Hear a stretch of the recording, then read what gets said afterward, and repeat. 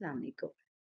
आज हमने exercise 3.3 start करनी है और एक्सरसाइज 3.3 बेसिकली एक्सरसाइज 3.3 में हम बेसिकली जो कॉन्सेप्ट पढ़ते हैं वो है addition and subtraction of matrices. So what is addition and subtraction of matrices, मतलब इस एक्सरसाइज में हम सीखेंगे कि मैट्रिसेस को ऐड और सब्ट्रैक्ट कैसे किया जा सकता है और क्या सारे मैट्रिसेस को ऐड और सब्ट्रैक्ट किया जा सकता है या कोई स्पेसिफिकेशन भी है, कोई रूल भी है। तो सबसे पहले देखते हैं कि इनकी रूल्स क्या हैं, कि एडिशन एंड सब्ट्रैक्शन क्या सबके लिए पॉसिबल है या कुछ रिस्ट्रिक्शंस भी हैं। तो we can add and subtract any two और more than two matrices having same order, मतलब हम दो या दो से ज्यादा कोई भी मैट्रिसेस को ऐड कर सकते हैं, लेकिन शर्त क्या है कि if they have same order. ठीक है, तो हम इस चीज को अंडरस्टैंड करते हैं कि सेम ऑर्डर क्या है और ये किस तरीके से अचीवेबल है। तो सबसे पहले अगर हम देखें कि अगर हमारे पास एक मैट्रिसेस हो ए और एक मैट्रिसेस हमारे पास हो बी, तो हम ये कह सकते हैं कि अगर हमने ये डिसाइड करना है कि इसका क्या ये दोनों एडिशन के काबिल हैं या सब्ट्रैक्शन के काबिल हैं, तो सबसे पहले हम क्या निकालेंगे, ऑर्डर ऑफ ए, और देखेंगे कि क्या वो ऑर्डर ऑफ बी के इक्वल है या नहीं है। तो order of A is equal to order of B का क्या मतलब है, इसको देख लेते हैं। Order of A is equal to order of B का मतलब ये है कि number of rows of A is equal to number of rows of B हो और number of columns of A is equal to हो number of columns of B के equal हो, राइट।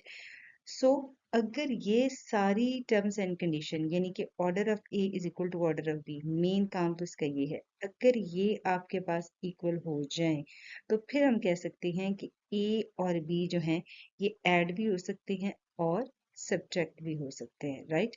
एडिशन भी पॉसिबल है और सब्ट्रैक्शन भी possible है, लेकिन शर्त क्या है कि इन दोनों के ऑर्डर क्या होने चाहिए, सेम होने चाहिए।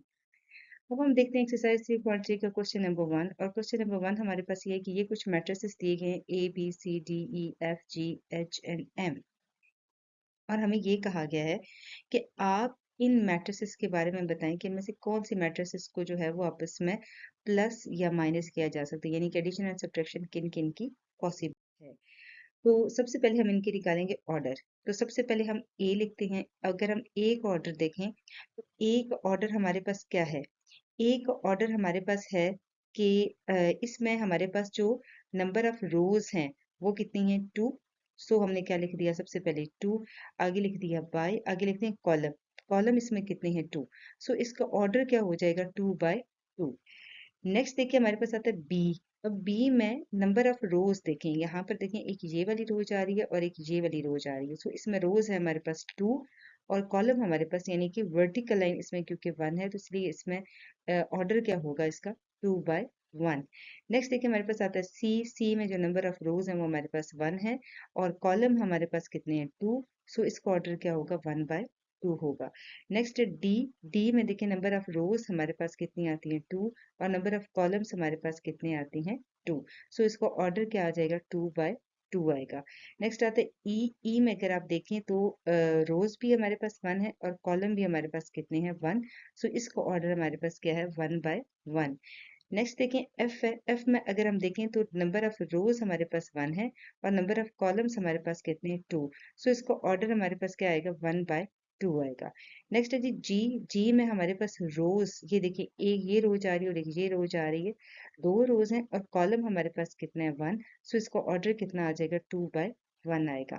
नेक्स्ट हमारे पास एच। एच में हमारे पास जो रोज हैं वो भी हमारे पास वन है और कॉलम भी हमारे पास क्या है, वन। सो इसका ऑर्डर क्या है, वन बाय वन है। लास्ट हमारे पास एम। एम में देखिए हमारे पास रोज हैं टू और जो हमारे पास कॉलम है वो है वन। सो इसका ऑर्डर क्या आ जाएगा, टू बाय वन आ जाएगा। तो अब हमें ये डिसाइड करना है कि इनमें से कौन से मैट्रिसेस जो हैं वो आपस में एडिशन और सब्ट्रैक्शन के काबिल हैं। तो अगर हम देखें कि ए और डी इन दोनों के ऑर्डर सेम है, इसलिए हम कह सकते हैं कि ए और डी जो है वो सब्ट्रैक्शन और एडिशन पॉसिबल है। इसी तरीके से बी, जी और एम इन तीनों के ऑर्डर सेम है, सो हम कह सकते हैं कि बी, जी और एम भी जो है वो आपस में एडिशन और सब्ट्रैक्शन के काबिल हैं। इसी तरह सी और एफ की अगर बात की जाए तो इनके भी ऑर्डर सेम है और ई और एच के भी ऑर्डर हमारे पास क्या है, सेम है। सो फाइनली हम क्या लिखेंगे कि as order of matrix A and D is same, so addition and subtraction is possible. Similarly, as order of B, G and M is same, so addition and subtraction is possible. As order of C and F is same, so addition and subtraction is possible. And last one is as order of E and H is same, so addition and subtraction is possible. Question number 2 हमारे पास क्या आता है कि if x is equal to एक हमारे पास square matrix है, यानी इसमें 2 रोज हैं और 2 हमारे पास क्या है, कॉलम है। y भी हमारे पास स्क्वायर मैट्रिक्स है, z भी हमारे पास स्क्वायर मैट्रिक्स है। Then find the following. सबसे पहले हमने x प्लस वाई फाइंड करना है, फिर y प्लस z, फिर 4x माइनस z और फिर x plus 2y plus 3z find करना है। और इसके बाद अब हम सबसे पहले फाइंड करेंगे x प्लस वाई फाइंड करेंगे। तो सबसे पहले हम लिखेंगे सोल्यूशन। सोल्यूशन लिखने के बाद हम लिखेंगे क्वेश्चन को अगेन, यानी x plus y is equal to question mark. अब हम सबसे पहले क्या लिखेंगे, x प्लस वाई लिखेंगे और उसके बाद उनकी लिखेंगे वैल्यूज। ये हमने x प्लस वाई लिख लिया। सबसे पहले हमने x की वैल्यू लिखी, फिर आगे प्लस का साइन और फिर आगे y का मैट्रिक्स लिख दिया। अब हमने इनको करना है प्लस। अब हम प्लस कैसे करेंगे, अब हम प्लस ऐसे करेंगे कि यहाँ पर इसका जो है नंबर, जो पहली रो का जो पहला एलिमेंट है, जैसे कि 1 है, तो हमने दूसरे मैट्रिक्स में से पहली रो का पहला एलिमेंट उठाना है, यानी कि 1 को प्लस कर देना है किसमें, 1 में यहाँ पर। इसी तरीके से इसी रो का सेकेंड एलिमेंट उठाना है, यानी कि -1। तो दूसरे मैट्रिसेस का भी हमने दूसरा एलिमेंट उठाना है, यानी कि 2। तो -1 प्लस क्या करेंगे, 2। एडिशन के केस में एक बात ध्यान में रखें कि जो इनके साइन है वो चेंज नहीं होते। जैसे यहाँ पर -1 है तो फिर यहाँ पर भी आके -1 ही रहेगा, वो चेंज नहीं होगा। सिमिलरली नेक्स्ट हमारे पास सेकंड रो में हमारे पास आता है -2। तो इस साइड पर सबसे पहला एलिमेंट हमारे पास क्या आता है, 3। तो हम -2 में प्लस क्या करेंगे, 3 करेंगे। इसी तरीके से 2 में हम प्लस क्या करेंगे, 4, यानी कि इधर जो लास्ट एलिमेंट है वो है 2 और इधर लास्ट एलिमेंट क्या है, 4। तो 2 में प्लस क्या करेंगे, हम 4 करेंगे। सो नेक्स्ट में क्या आ जाएगा, 1 प्लस 1 2, 2 माइनस 1 हमारे पास क्या आएगा, 1। और -2 प्लस 3 करेंगे तो 1 आएगा और 2 में प्लस करेंगे 4, तो हमारे पास क्या आएगा, 6 आएगा, राइट। तो इस तरीके से ये हमारे पास क्या आएगा, आंसर आ जाएगा।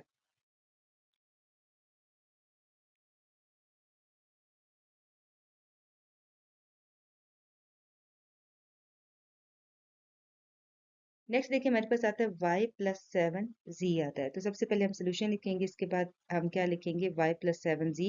तो y की जगह हमने y की वैल्यू लिख दी +7 और आगे z की वैल्यू लिखी दी है, राइट। तो जब भी किसी नंबर को मैट्रिसेस से मल्टीप्लाई करना होता है तो बस उसको बाहर लिख देते हैं और अंदर लिख देते हैं मैट्रिसेस। नेक्स्ट स्टेप में सबसे पहले हमने y की वैल्यू तो एज इट इज लिख ली, लेकिन 7 को हमने z के तमाम एलिमेंट्स के साथ क्या कर दिया, मल्टीप्लाई कर दिया। यानी जब 7 को जब 3 से मल्टीप्लाई किया तो हमारे पास क्या है, 21। 7 को 0 से मल्टीप्लाई किया तो 0। फिर इस 7 को इस 0 से मल्टीप्लाई किया तो यहाँ हमारे पास आया 0। और 7 को -2 से मल्टीप्लाई किया तो हमारे पास क्या है, -14। तो इस तरीके से हमारे पास ये दो मैट्रिसेस मिल जाएंगे। अब हमने इन दो मैट्रिसेस को क्या करना है, प्लस।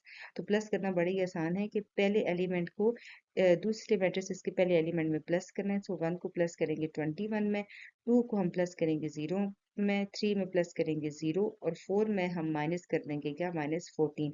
मैंने ये भी बताया कि एडिशन के केस में ये जो इनके साथ साइन होते हैं वो चेंज नहीं होते। यहाँ पर -14 है तो यहाँ पर भी हम -14 ही लिखेंगे। तो नेक्स्ट हमने सिंपलीफाइड स्टेप कर लिया। 21 में 1 प्लस किया तो 22, 2 में 0 प्लस किया तो 2, 3 में 0 प्लस किया तो 3 और 4 -14 हमारे पास क्या आएगा, -10 आएगा। नेक्स्ट पार्ट देखिए हमारे पास आता है 4x माइनस z आता है। तो सबसे पहले सोल्यूशन, सोल्यूशन के बाद हमने 4 और आगे x की वैल्यू माइनस हमने क्या लिख ली, z। नेक्स्ट स्टेप में 4 को x के तमाम एलिमेंट से मल्टीप्लाई कर दी, यानी 4 1 ज़ार 4, 4 माइनस 1 इक्वल टू -4।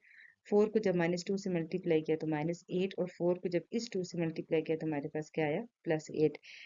रेस्ट ये हमारे पास z की वैल्यू ये एज इट इज आएगी।